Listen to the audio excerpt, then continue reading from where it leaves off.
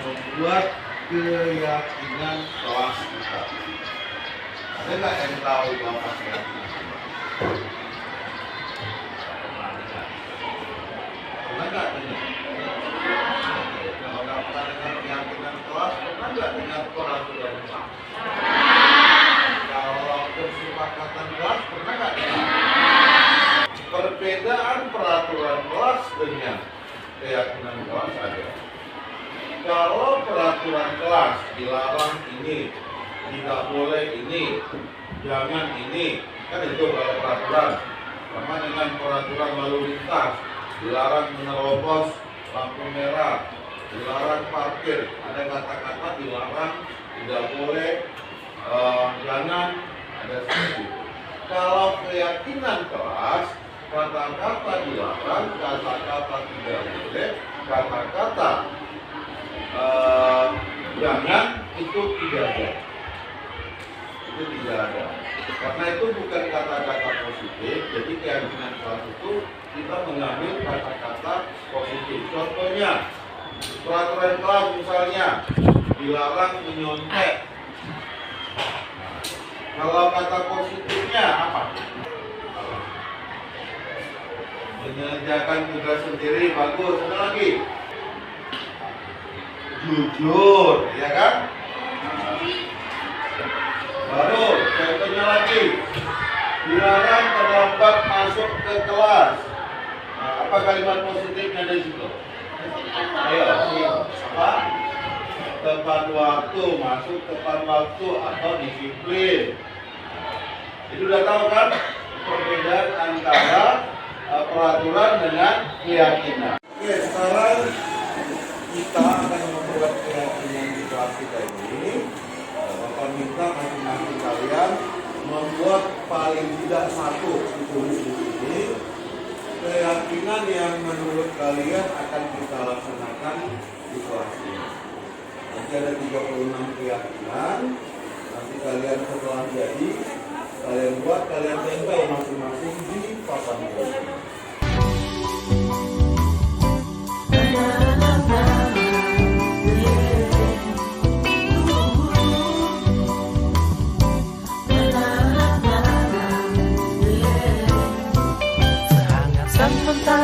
Secerah sang pelangi, sambutlah kami sang Kalau sudah selesai tempelkan di sini secara berurut dengan rapi. Ayo, silakan.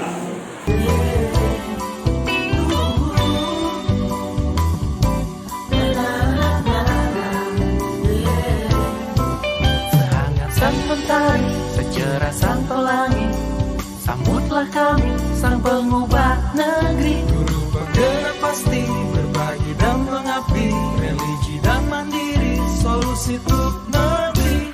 Bergerak cerdaskan bangsa, gotong royong dalam satu irama. Merdeka belajar siswa, cerdas dan berkarakter Pancasila. Taklukkan tentang Baik Bapak Ibu semuanya, pada sore hari ini kita akan mengadakan diseminasi disiplin positif. Kalau kita mendengar budaya positif, apa kira-kira yang ada di dalam pikiran kita? Ya, Ibu? Hal-hal baik, betul. Ada lagi kira-kira? Kebiasaan baik. Kebiasaan baik, iya mantap. Ada lagi kira-kira, Bu? Mengikuti aturan yang ada. Mengikuti aturan yang ada. Ada lagi kira-kira? Tambahan yang lain? Baik-baik saja. Baik-baik saja. Oke, semua yang baik yang kita lakukan atau yang kita biasakan di sekolah merupakan bagian dari budaya positif. Untuk melakukan hal-hal kebaikan kepada anak-anak kita perlu berbicara terlebih dahulu atau mengetahui terlebih dahulu tentang disiplin positif. Itulah yang mau kami sampaikan berdasarkan hal-hal yang kami pelajari di dalam sekolah lah kami katakan pendidikan guru. Tujuan berdiskusi kita pada sore hari ini ada 7. Yang pertama, memahami paradigma belajar. Yang kedua, apa itu disiplin positif. Yang ketiga, apa motivasi perilaku manusia yang sering terjadi, sehingga kita tahu apa motivasi anak-anak kita melakukan sesuatu tindakan. Yang berikutnya adalah kebutuhan dasar. Ada 5 kebutuhan dasar manusia, nanti kita sama-sama bahas. Yang kelima adalah posisi kontrol, restitusi. Yang berikutnya adalah keyakinan kelas. Di sini kita akan membahas apa perbedaan kesepakatan kelas dengan keyakinan kelas dan peraturan kelas. Yang ketujuh yang terakhir adalah segitiga restitusi. Baik Bapak Ibu, kita akan lihat dulu pendapat dari Bentopey pada prinsipal Center Leadership tahun 91. Dia mengatakan, bila kita ingin membuat kemajuan perlahan atau sedikit-sedikit, ubahlah sikap atau perilaku. Tetapi bila kita ingin memperbaiki cara-cara utama kita, maka kita perlu merubah kerangka acuan. Jadi sekarang tergantung kita mau yang perlahan-lahan, hanya perilaku yang kita ubah atau sikap. Tetapi jika kita mau memperbaiki cara-cara utama kita, maka kita harus merubah kerangka acuan kita. Ubahlah bagaimana Anda melihat dunia, bagaimana Anda berpikir tentang manusia, ubahlah paradigma. Jadi paradigma itu yang perlu kita ubah untuk memperbaiki cara-cara utama kita. Sekarang bagaimana cara-cara kita memberikan yang terbaik buat anak-anak didik kita di sekolah kita untuk mencapai tujuan dari pendidikan. Itulah yang mau kita lihat. Apakah paradigma kita perlu dirubah atau tidak? Baik Bapak Ibu, paradigma belajar. Merubah paradigma belajar adalah hal yang sangat penting bagi kita. Karena dengan mengubah paradigma itu, sebagai guru, kita dapat menghantar murid kita kepada tujuan pendidikan itu. Bapak Pendidikan Ki Hajar Dewantara mengatakan tujuan pendidikan itu adalah memberikan kebahagiaan yang setinggi-tingginya. Memberikan kebahagiaan yang setinggi-tingginya bagi anak-anak kita sebagai manusia dan sebagai anggota masyarakat. Apakah tujuan pendidikan itu sudah kita lakukan di dalam kelas kita? Apakah kita sudah melakukan pembelajaran yang berpihak kepada anak didik kita di dalam kelas kita, atau kita masih melakukan pembelajaran guru sebagai sumber belajar satu-satunya? Jika kita masih melakukan itu, mari kita rubah paradigma kita. Oke Bapak Ibu semuanya, untuk merubah paradigma kita harus melihat hubungan antara stimulus dan teori kontrol. Yang pertama itu realitas atau kebutuhan kita sama. Pada teori kontrol, realitas kebutuhan kita berbeda. Coba kita perhatikan anak-anak kita ini, Bapak Ibu semua. Apakah kebutuhan mereka sama semua? 36 orang di kelas itu, apakah kebutuhan mereka sama semua? Jadi sebagai guru yang mempunyai teori kontrol, kita harus melihat kebutuhan anak-anak kita yang di kelas yang 36 orang atau bahkan sampai 38 orang itu berbeda-beda. Sebagai seorang guru, kita harus mampu menyediakan sesuai dengan kebutuhan mereka, tapi tidak harus pribadi ke pribadi, tidak orang per orang. Jadi kita tidak harus membuat 32 RPP atau 32 cara mengajar, tidak. Yang kedua, orang melihat hal yang sama. Pada teori kontrol, setiap orang memiliki gambaran berbeda. Bapak Ibu semuanya, gambaran pada setiap orang itu ada banyak pengaruh. Pengaruh lingkungan sosialnya, pengaruh keluarganya, dan pengaruh yang lain. Tidak sama seperti yang tadi. Yang ketiga, kita mencoba mengubah orang agar berpandangan sama dengan kita. Pada teori kontrol, kita berusaha memahami pandangan orang lain tentang dunia. Bahkan banyak pandangan-pandangan lain yang berbeda yang memang harus dimengerti. Yang berikutnya, perilaku buruk dilihat sebagai suatu kesalahan. Pada teori kontrol, semua perilaku memiliki tujuan. Mungkin Bapak Ibu ketika anak kita di kelas kita suruh diam atau kita suruh ngerjain tugas, mereka tidak mengerjakan tugas dengan serius, ya kita langsung marah-marah. Kita tidak tahu apa penyebab. Kita langsung marah-marah. Kita tidak mau tahu dulu apa yang menyebabkan dia bermain-main atau tidak mau mengerjakan tugas. Seharusnya sebagai seorang guru kita harus melihat semua perilaku menunjukkan tujuan. Itu harus ada kata kunci itu dulu sehingga kita tidak marah-marah dan kita tidak emosi. Oke, kita lanjutkan. Orang lain bisa mengontrol saya. Pada teori kontrol hanya Anda yang bisa mengontrol diri Anda. Hanya Anda yang bisa mengontrol diri Anda. Sama dengan yang di bawahnya, Anda tidak mengontrol orang. Anda tidak bisa mengontrol orang. Yang bisa mengontrol kita adalah kita sendiri, dan kita tidak bisa mengontrol orang lain. Saya pernah membaca ada orang bijak mengatakan, jangan paksa orang tidak mengatakan sesuatu tentang dirimu, akan tetapi yang bisa kamu lakukan hanya satu, tutuplah kedua telinga. Jadi kita tidak bisa memaksakan orang lain atau mengontrol orang lain, akan tetapi supaya yang masuk ke kita tidak yang negatif, yang kita tutup kedua telinga. Baik, kita lanjutkan pola pemaksaan pada saat bujukan gagal. Sering kita mengatakan kepada anak-anak, kamu belajar ini ketika dia ketika dia nggak mau belajar, segala kita bujuk untuk belajar, kita paksa.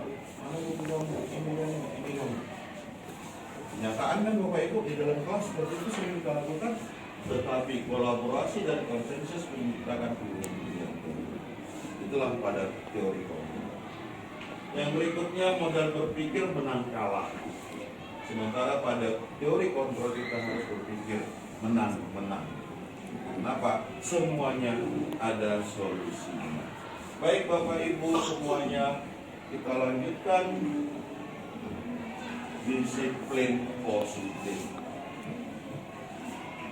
Disiplin.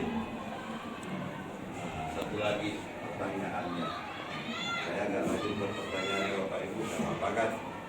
Ketika mendengar kata disiplin, ada apa yang berpikir di dalam pikiran? Peraturan. Oke, baik. Apa? Teratur. Ada lagi? Tertib. Ada lagi? Ketika kata-kata disiplin kita dengar, yang berpikir pertama peraturan, teratur, tertib. Ada lagi kira-kira Bapak Ibu? Ada beberapa yang coba saya ini hukuman. Pasti ketika kita menegakkan disiplin ada tertib, peraturan, kepatuhan, dan disiplin. Itulah yang biasanya muncul di dalam benak kita ketika kita mendengar kata-kata disiplin.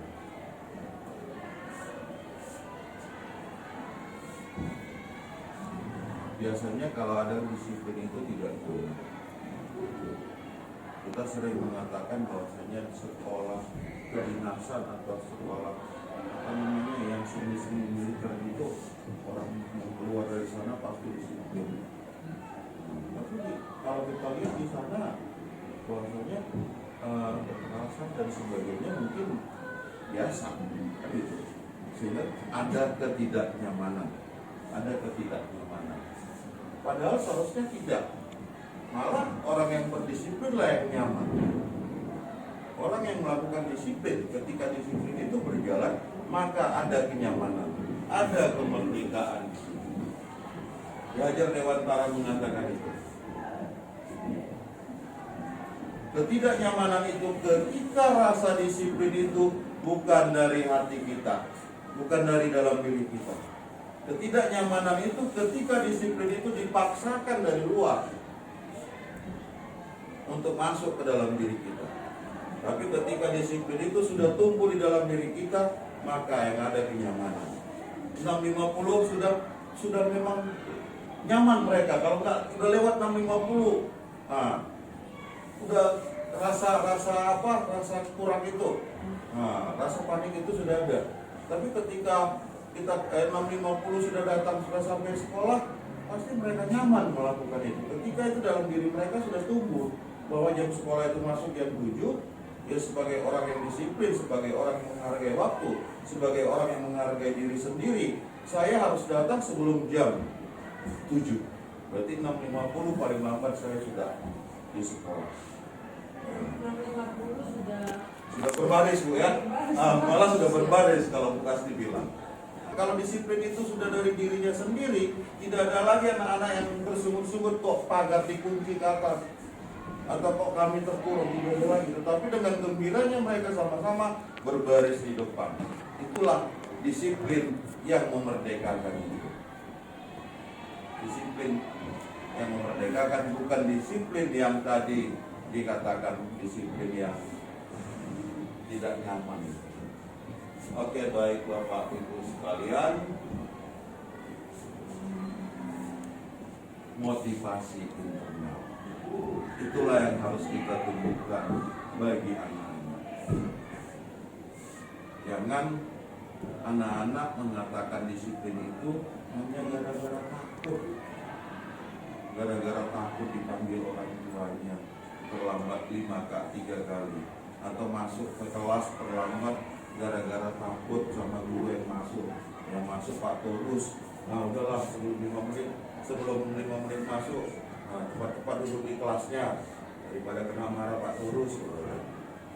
Gara-gara takut, itu ketidaknyamanan yang terjadi. Itu diakibatkan ketika tidak ada motivasi dari dalam atau motivasi. Oke Bapak Ibu semuanya, 9 pilar. Ketika anak-anak sudah seorang yang berdisiplin harus memiliki 9 pilar karakter.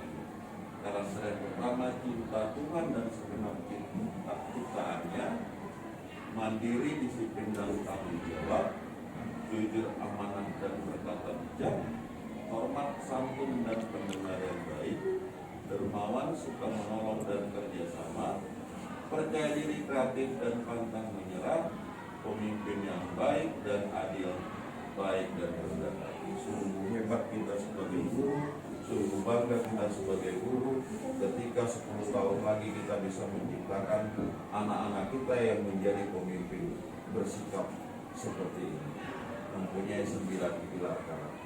Tetapi itu harus kita capai. Satu lagi ya, toleran kita, damai dan bersatu. Sungguh cita-cita yang sangat membanggakan apabila ini tercipta dari SMP Negeri 10. Dan seharusnya di dalam diri kita ada tekad ini harus bisa tercapai. Baik Bapak Ibu, sekarang motivasi perilaku. Dalam berperilaku ada 3 motivasi yang bisa membuat manusia melakukan sesuatu. Motivasi pertama, untuk menghindari ketidaknyamanan atau hukuman. Dia bisa datang ke kelas dengan tepat waktu supaya jangan kena hukum. Datang ke sekolah tepat waktu supaya karena takut kena. Jadi melakukan sesuatu itu supaya tidak kena hukum. Itulah motivasi kedua. Motivasi pertama. Motivasi kedua adalah mendapatkan imbalan atau penghargaan.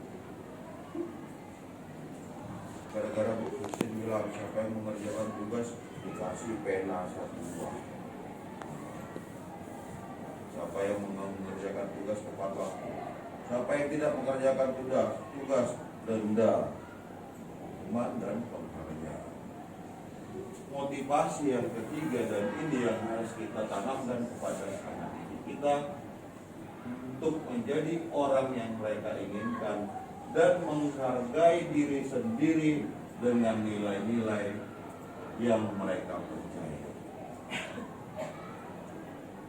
Dari 3 motivasi ini dibagi menjadi 2 bagian. Yang pertama adalah motivasi ekstrinsik, motivasi dari luar. Itu yang tadi hukuman dan hadiah. Hukuman dan hadiah. Motivasi yang kedua adalah motivasi intrinsik dari dalam diri sendiri. Karena dia bisa menghargai dirinya, menghargai orang yang lain yang di sekitarnya, maka dia datang tepat waktu. Maka dia mengumpulkan PR tepat waktu. Maka dia tidak berkata-kata kasar lagi. Maka dia yang lain. Motivasi dari dalam diri. Oke Bapak Ibu, sebelum masuk ke 5 kebutuhan dasar manusia, kira-kira ada yang mau Bapak Ibu sampaikan atau pendapat Bapak Ibu dari yang telah kita bahas tadi? Ada kira-kira Bapak Ibu? Ya, silakan Bu Asti. Tahun-tahun belakangan ini motivasi intrinsik anak itu menjadi pergumulan ya.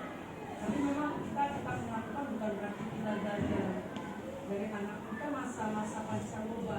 Kita juga di samping ini yang Bapak kata kita pada usia menghadapi anak yang akhir balik dari mulai manis-manis dulu mau dipeluk orang tua, sekarang kalau dipeluk orang tua mungkin tangan orang tuanya digituin.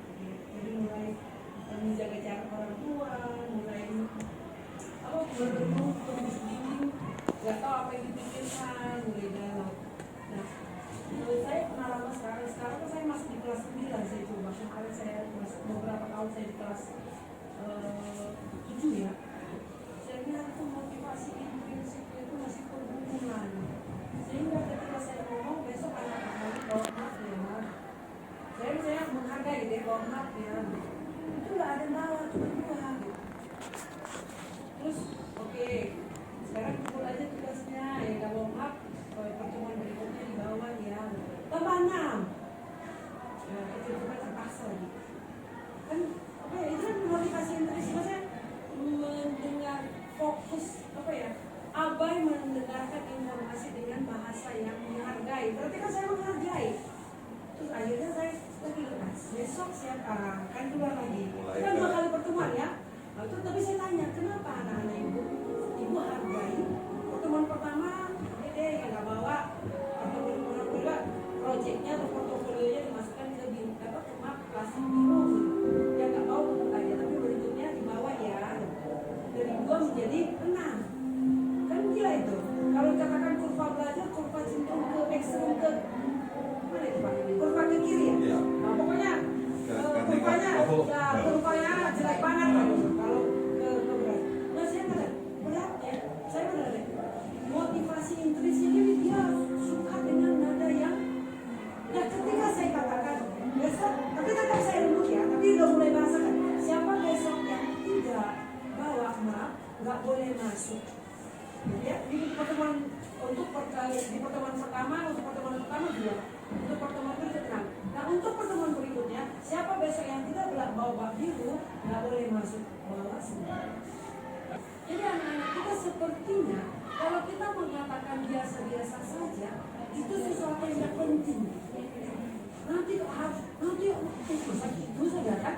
Jadi Betul, Bu. Perlu proses. Tapi untuk kita semua, mari kita tetap akhirnya mungkin menyadarkan anak, motivasi intrinsik, fokus mendengar informasi dari guru, arahan guru, walaupun selembut apa guru itu berbahasa, itu adalah sesuatu yang penting. Jadi termasuk ya disiplin positif ya. Ya. Mungkin di KBRG 95, tapi mungkin itu Pak. Saya sekarang triknya ya tadi bawa diskusi, mengapa dia bawa dan lain sebagainya. Makan waktu. Ya, memang itu Tapi sih. proses yang Ya. panjang. Untuk membuat motivasi itu menjadi motivasi Internal intrinsik ya. dari dirinya sendiri, yaitu butuh proses yang harus membudayakan disiplin itu sendiri sehingga muncul nantinya dari anak motivasi. Dan diserang oleh semua guru, Ya. semua menjadi suatu kesepakatan kita semua. Walaupun mungkin dengan cara lembut itu tetap yang terbaik. Sebenarnya yang lembut itu tetap terbaik. Sampai ibu anak kita itu men-care dengan kelembutan itu. Sampai dia misalnya sungkan dengan sesuatu yang keras ya Pak ya. Jadi sampai dia aware dengan yang lembut itu. Gitu. Sampai dia sensitif dengan walaupun kita mintanya dengan lembut, sampai dia menghargai suatu kelembutan. Tidak harus yang sesuatu yang tegas atau keras. Oke Bu, terima kasih. Baik Ibu, Bapak Ibu semuanya, kita akan masuk ke 5 kebutuhan dasar manusia. Yang kebutuhan pertama adalah untuk bertahan hidup. Untuk bertahan hidup, ya seperti kita katakan bahwasanya apapun akan dilakukan oleh seseorang untuk bertahan hidup. Apabila dia tidak mempunyai makanan, rumah, kesehatan dan lainnya untuk mempertahankan hidup, pasti apapun akan dilakukan oleh manusia itu sendiri. Yang kedua adalah kasih sayang dan rasa diterima. Mungkin di dalam lingkungan kita sendiri, ketika kita tidak merasa diterima di dalam lingkungan, ada beberapa hal yang akan kita lakukan. Ya misalnya, ya cari perhatian atau apa anak-anak. Kita juga akan seperti itu. Anak-anak kita akan membuat trik-trik ketika dia tidak diterima di lingkungan kelasnya atau bahkan gurunya sendiri tidak menanggapi dia, akan ada beberapa kelakuan-kelakuan yang dia buat untuk mengambil kasih sayang dan rasa diterima ini. Yang ketiga, penguasaan. Kebutuhan berhubungan dengan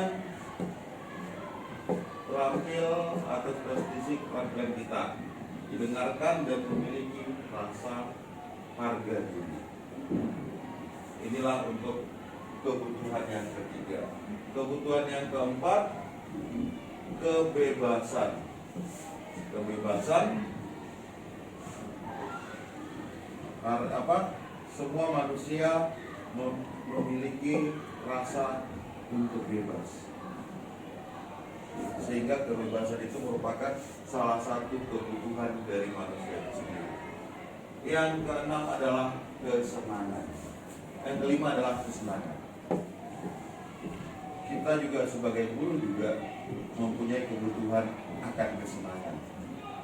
Ya mungkin kalau kita sebagai guru giling-giling ya. Giling-giling merupakan kesenangan. Anak-anak juga seperti itu. Lari-lari sana sini dan sebagainya. Itulah 5 kebutuhan manusia, kebutuhan dasar dari manusia. Berikutnya adalah posisi kontrol restitusi. Kalau masalah restitusi atau posisi kontrol restitusi, biasanya guru BK paham. Dalam penyelesaian masalah pasti guru BK akan melakukan ini. Posisi kontrol restitusi. Ada 5 juga. Sebagai penghukum, sebagai pembuat rasa bersalah, sebagai teman, sebagai pemantau, dan yang terakhir adalah sebagai manajer. Kita lihat satu-satu sebagai penghukum. Apakah kita masih tetap melakukan ini? Kita selalu dengan tegas memberikan hukum verbal dan non-verbal kepada siswa yang bersalah dan selalu meninggalkan bekas atau rasa sakit pada fisik atau hati mereka. Tanpa kita lihat permasalahannya di mana. Tanpa kita lihat apakah dari 5 kebutuhan tadi ada yang kurang dari dirinya.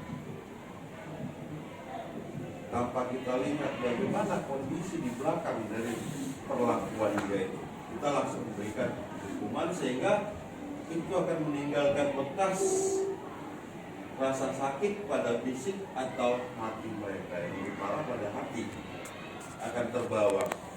Mungkin Bu Kristen mungkin masih ingat pengalaman waktu sekolah dulu, atau Pak Saiful, bagaimana guru-guru zaman dulu, mungkin sampai sekarang seperti yang dikatakan Bu Kepala Sekolah kemarin pada saat rapat kita, ketika kita memberikan membentak atau mengapakan guru, anak itu akan berbekas di dalam diri mereka dan itu diingat sampai kapanpun. Dan ketika kita memberikan rasa nyaman kepada anak-anak, Pak Saiful itu kalau ketemu mungkin anak didik Pak Saiful 10 tahun yang lalu ketemu di jalan, wah itu guru saya yang paling baik. Karena apa? Ada rasa di hati mereka yang berbekas, apakah itu rasa negatif atau rasa positif. Yang berikutnya adalah membuat merasa bersalah. Nah, ini dia, membuat merasa bersalah.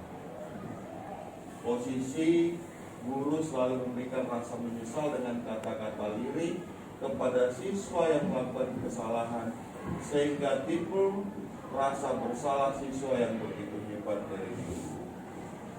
Yang ketiga adalah sebagai teman. Ada beberapa hal, kelebihan dan kekurangan guru sebagai menjadikan anak didiknya sebagai teman. Bisa kita semakin dekat dengan murid dan bisa kita membimbing murid dengan baik, akan tetapi ada kelemahannya. Kelemahannya itu siswa lebih santai dengan menganggap kita sebagai teman. Enggak apa-apa, sama Bu Witri itu slow aja. Apa-apa istilah sekarang itu soulmate atau apa gitu kan? Bestie ya. Bu Witri bestie tuh. Ya kan? Akhirnya tidak ada hubungan yang ini yang baik antara keduanya, ya. Tidak ada tanya apa istilahnya, tidak ada hubungan rasa hormat. Jadi menganggap ya guru itu bestinya gitu. Dan berikutnya adalah pemantau. Nah, guru pemantau ini dia berdasarkan aturan aja mainnya. Kamu tahu nggak jam masuk kelas masuk sekolah itu jam berapa? Kalau kamu terlambat hukumannya seperti ini. Kalau kamu ini. Jadi aturan aja tanpa ada, kembali ke yang tadi itu, tanpa ada menyelidiki terlebih dahulu latar belakang atau apa yang mengakibatkan si anak melakukan seperti itu. Hari Senin, hari Selasa yang seharusnya pakai baju batik, anak-anak tiba-tiba dia pakai baju putih dongker. Kamu kenapa tidak pakai baju putih dongker? Peraturannya hari Selasa itu ini. Udah, telepon orang tua kamu, suruh antar baju kamu. Tanpa mengetahui bahwasanya bajunya kekecilan atau apa, tanpa kita selidiki terlebih dahulu. Jadi guru pemantau ini guru yang hanya berdasarkan aturan-aturan yang berlaku. Yang terakhir adalah manajer. Inilah posisi yang diharapkan dilakukan oleh seorang guru.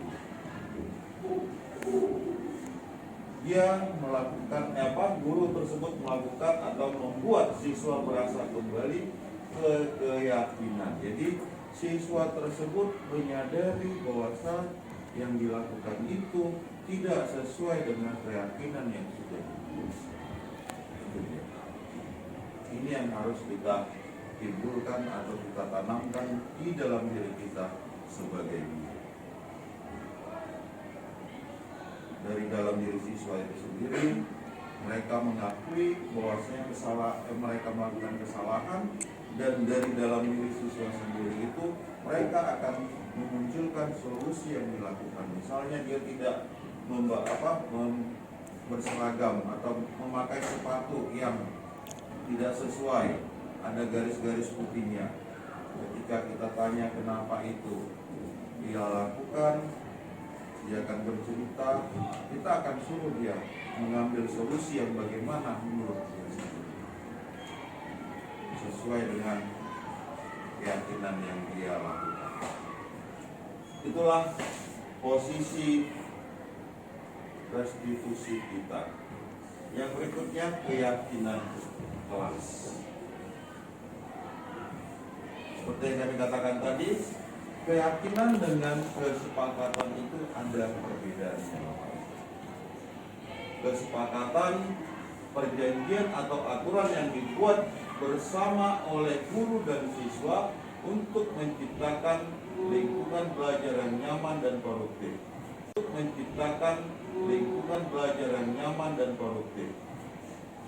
Kesepakatan kelas biasanya dibuat pada hari pertama masuk kelas dan mengatur kehadiran, kedisiplinan, kerjasama, tanggung jawab, dan lainnya. Sementara keyakinan kelas adalah disiplin positif yang bisa diterapkan dalam membangun budaya positif di sekolah. Keyakinan kelas membantu murid untuk mengembangkan disiplin diri, karena murid akan belajar mematuhi keyakinan kelas yang telah dibuat sendiri. Jadi keyakinan kelas ini adalah, keyakinan itu adalah berdasarkan keyakinan yang mereka anggap benar, bukan berdasarkan apa yang dikatakan oleh guru. Biasanya kita membuat kesepakatan kelas, guru pasti bilang, masuk kelas dilarang terlambat, apalagi jam istirahat gitu kan, mengerjakan tugas tepat waktu. Seharusnya keyakinan kelas itu adalah dengan mengerjakan tugas tepat waktu, anak-anak bisa. Dengan masuk ke kelas dengan tepat waktu, anak-anak merasa senang. Jadi dari dirinya sendiri. Itu dia Bapak Ibu.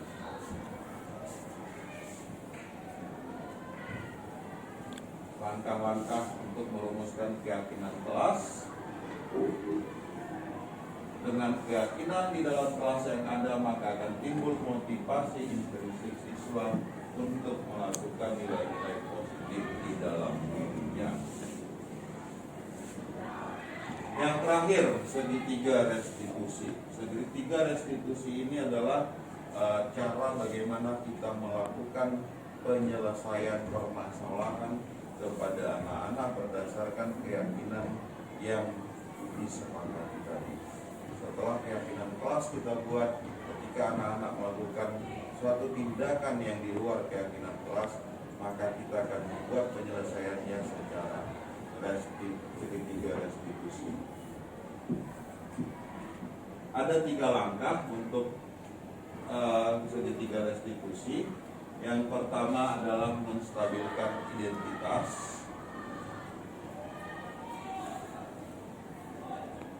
Yang kedua adalah validasi tindakan yang salah. Dan yang ketiga adalah menanyakan keyakinan dari anak tersebut. Kenapa saya cepat-cepat Bapak Ibu? Karena ada contoh penerapan yang sudah kami lakukan. Ini contoh penerapan yang dilakukan sebagai contoh aja. Mungkin Bapak Ibu bisa kita lihat sama-sama. Dan yang ada, percaya yang kuasa guru penggerak akan selalu ada untuk siswa Indonesia bahagia.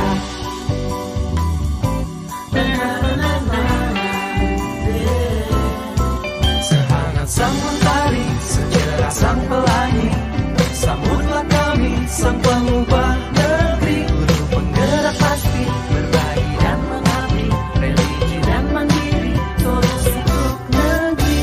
Bergerak cerdaskan bangsa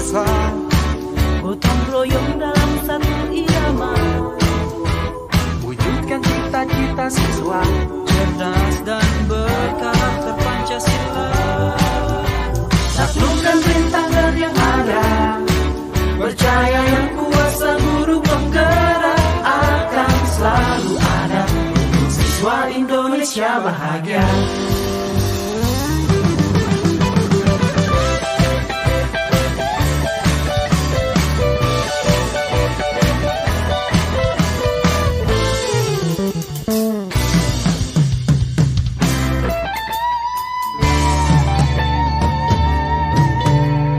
Bergerak cerdaskan bangsa, gotong royong dalam satu irama.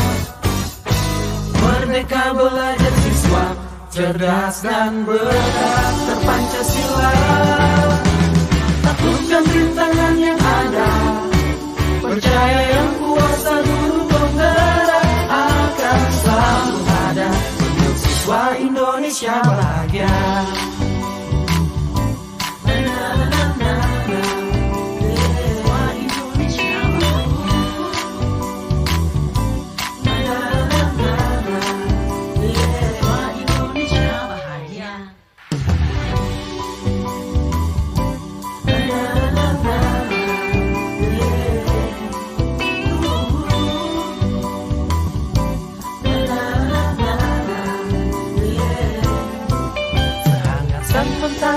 Secerah sang pelangi, sambutlah kami sang pengubah negeri. Guru bergerak pasti, berbagi dan mengabdi, religi dan mandiri, solusi untuk negeri.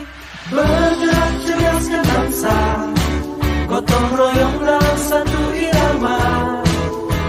Merdeka belajar siswa, cerdas dan berkarakter Pancasila. Taklukkan rintangan yang ada, percaya yang kuasa guru penggerak akan selalu ada.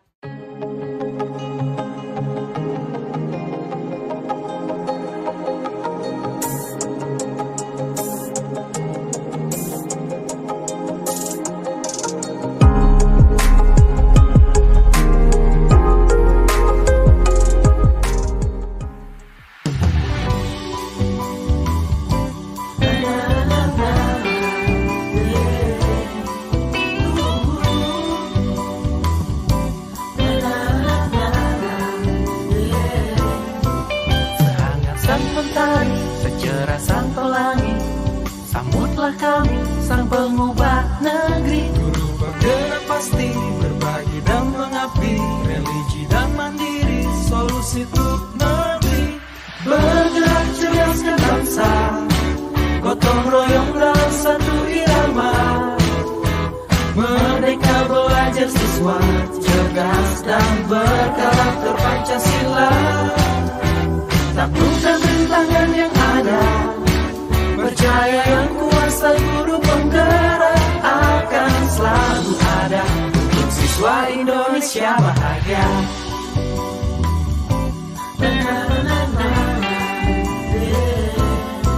Sehangat sang mentari, secerah sang pelangi, sambutlah kami sang pengubah negeri. Guru penggerak pasti, berbagi dan mengabdi, religi dan mandiri, solusi untuk negeri. Bergerak cerdaskan bangsa, gotong royong dalam satu irama.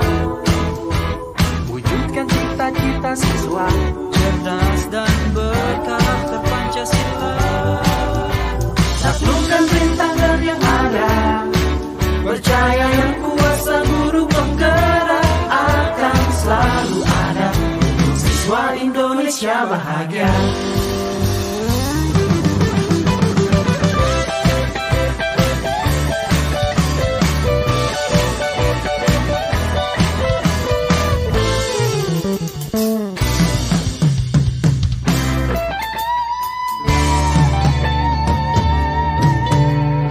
Bergerak cerdaskan bangsa, gotong royong dalam satu irama. Merdeka belajar siswa, cerdas dan berkarakter Pancasila.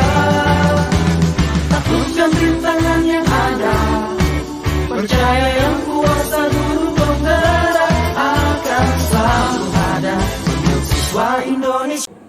Itulah yang kami coba untuk melakukan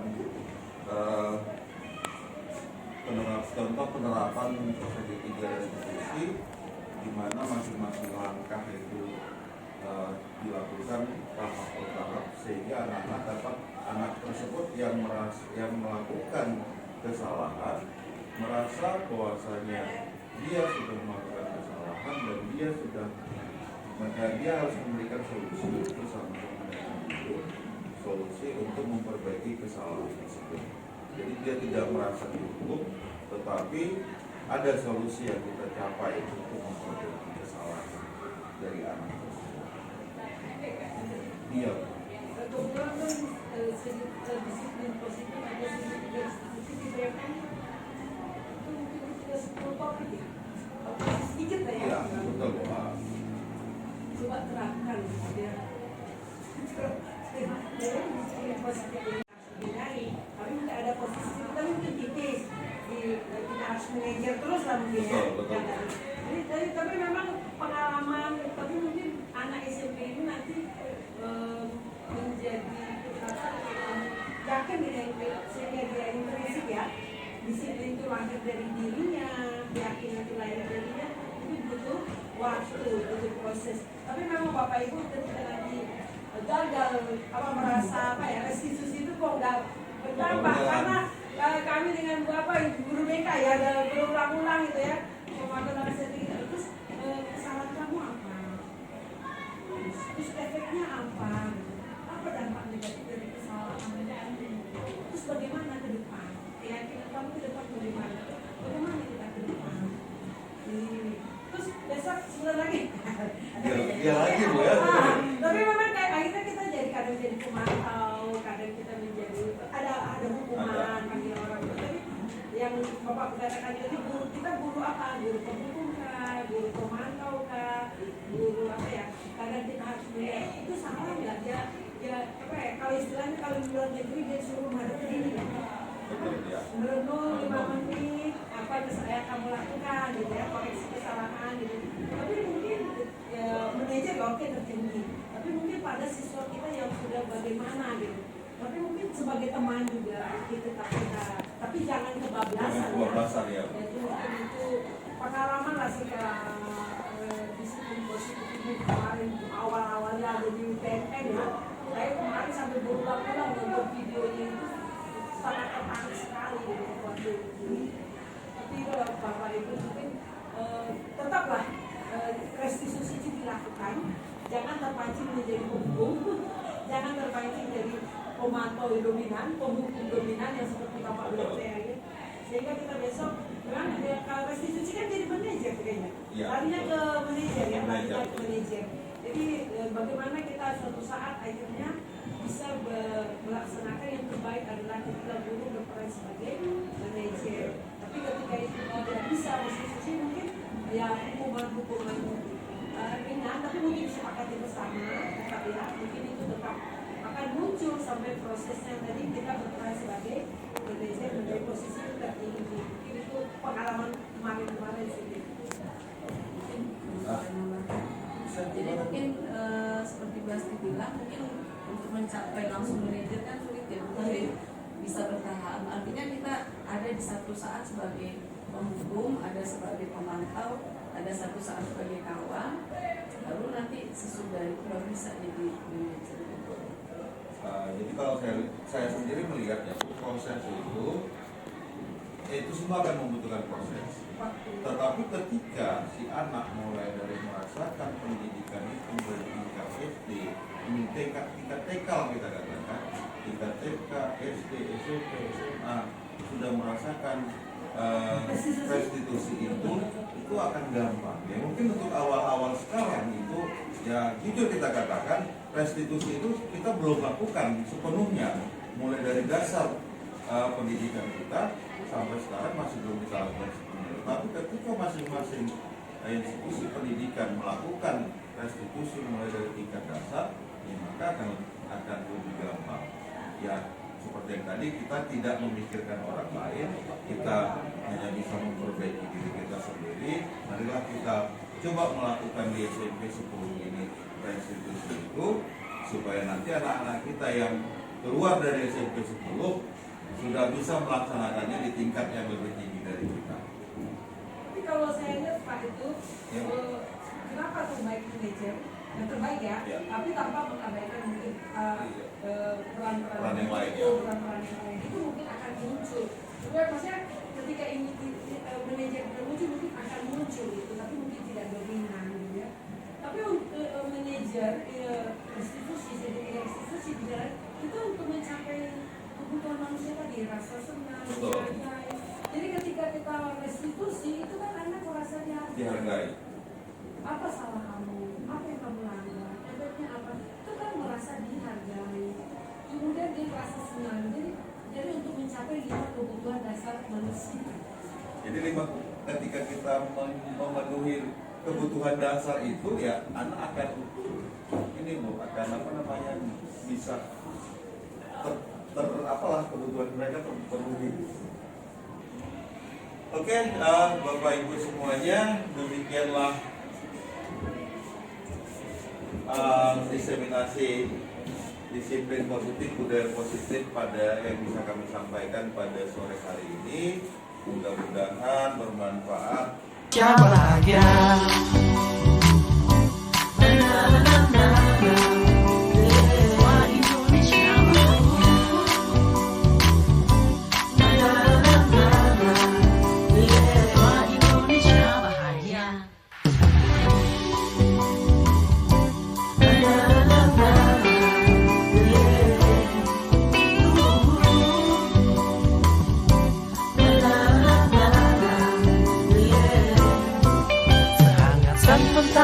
Secerah sang pelangi, sambutlah kami sang pengubah negeri. Guru bergerak pasti berbagi dan mengabdi, religi dan mandiri, solusi